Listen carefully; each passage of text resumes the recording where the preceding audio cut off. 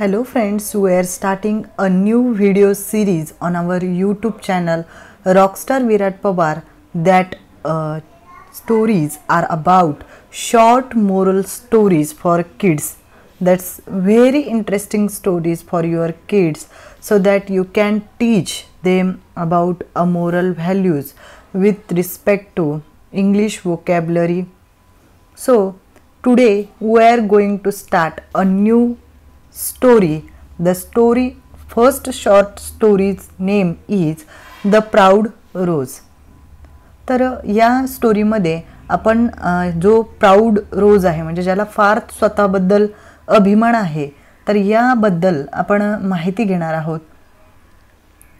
In this story we understand what happened with Rose.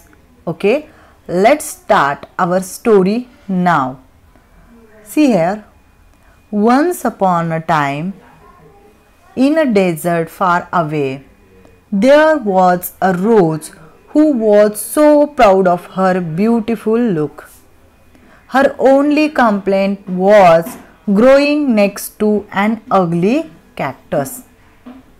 तर इथे काय होतं की एका काळेत एका याच्यामध्ये म्हणजे वाळवंटामध्ये, डेझर्ट म्हणजे काय तर वाळवंट, तर वाळवंटामध्ये एक गुलाबाचं फूल होतं आणि या फुलाला आपण रोज म्हणजेच गुलाबाचं फूल हे तुम्हाला माहितीच असेल आणि त्या फुलाला स्वतःबद्दल प्राऊड म्हणजेच अभिमान होता की ते खूपच सुंदर आहे आणि ते खूपच चांगलं दिसतं असे.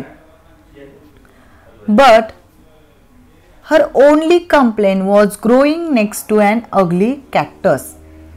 तर त्याचं एकच म्हणजे त्या रोजच्या फुलाचं एकच त्याचं म्हणणं होतं किंवा गुलाबाच्या फुलाचं एकच म्हणणं होतं की माझं जे मी जिथे वाढतोय माझ्या समोर एक कॅक्टस म्हणजेच काटेरी असं झाड आहे, काटेरी असं झाड आहे कॅक्टस. ठीक आहे. त्यानंतर every day the beautiful rose would insult and mock the cactus.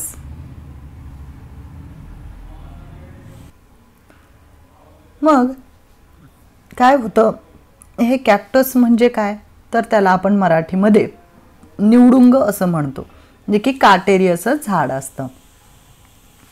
Every day the beautiful rose would insult and mock the cactus on his looks. हा काय करतो जो रोज म्हणजे गुलाबाचं फूल आहे तो नेहमी या निवडुंगाचा अपमान करायचा. All while the cactus remains quiet. जरी कितीही अपमान झाला तरी हा जो कॅक्टस आहे ना तो शांतपणे तो जो काही म्हणेल तो ऐकून घ्यायचा. All the other plants nearby tried to make the rose see sense but she was too swayed by her own looks. म्हणजेच काय होतं की रोज हा अपमान करायचा गुलाबाचं फूल त्या कॅक्टसचं म्हणजेच निवडुंगाचं आणि एखादी तो शांतपणे पाहायचा. बाकीचे सगळे प्लांट्स जे होते म्हणजेच all the other plants nearby tried to make the rose see sense but she was too swayed by her own looks. म्हणजे हा जो गुलाबाचं फुलाचं अभिमान आहे तो खूप जास्त होता. स्वतःचाच डौल, स्वेड म्हणजे डौल दाखवणं किंवा स्वतःचाच अतिशयोक्ती जाणं असं त्याचं झालेलं होतं. वन स्नॉर्चिंग समर म्हणजे खूपच कडक असा उन्हाळा होता तेव्हा The desert became dry म्हणजेच काय झालं की ते वाळवंट हे खूपच अगोदरच ते वाळवंट आणि त्याच्यामध्ये खूप जास्त ऊन पडल्यामुळे तिथे मात्र पूर्णपणे पाण्याची कमतरता निर्माण होऊ लागली. And there was no water left for the plants. The rose quickly began to wilt. Her beautiful petals dried up, losing their lush color.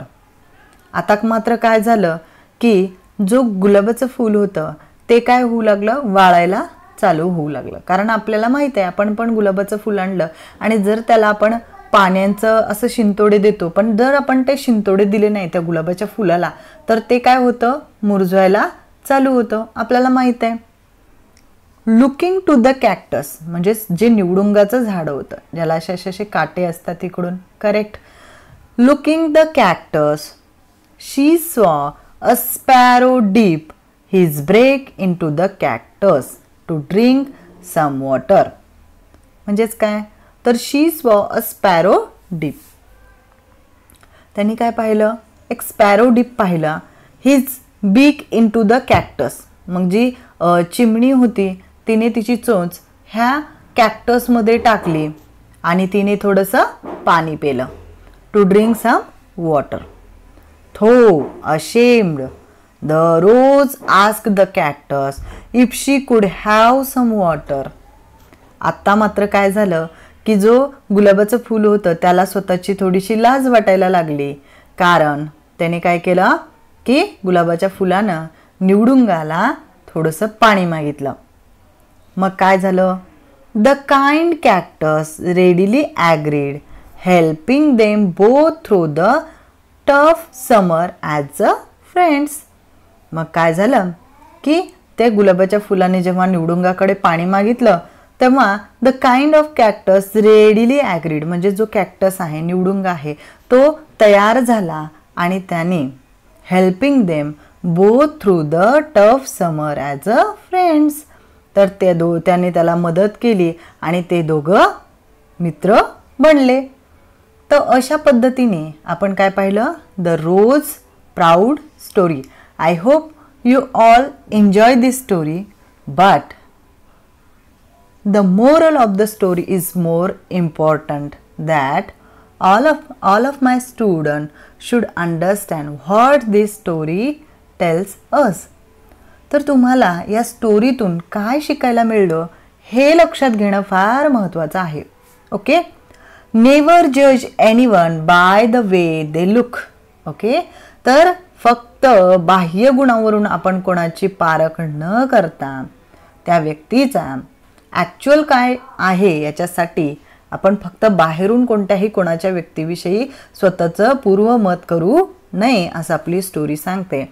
त्याचबरोबर कोणाची गरज कधी लागते हे आपल्याला माहीत नसतं आणि जेव्हा ज्या गोष्टीची गरज असते, जसं की जेव्हा उन्हाळा होता तेव्हा त्याला निवडुंगाची गरज लागली पाणी घेण्यासाठी किंवा पाणी साचून राहतो कशामध्ये, निवडुंगामध्ये, तेव्हा खरी निवडुंगाची जी गरज आहे किंवा म्हणजे त्याची जी आवश्यकता आहे ही लोकांना भासली. आणि यावरून आपल्याला लक्षात यायचं आहे की प्रत्येक गोष्टीची कधी ना कधी आवश्यकता असते. त्यामुळे आपण कोणालाही डिमोरलाइज करायचं नाही, डिमोटिवेट करायचं नाही. That's the main important moral story. I hope all of you enjoy this story. Please comment me if you enjoy this story for the part 2. As much as you comment, I will make a next part of this short story series as soon as I possible. Okay, goodbye.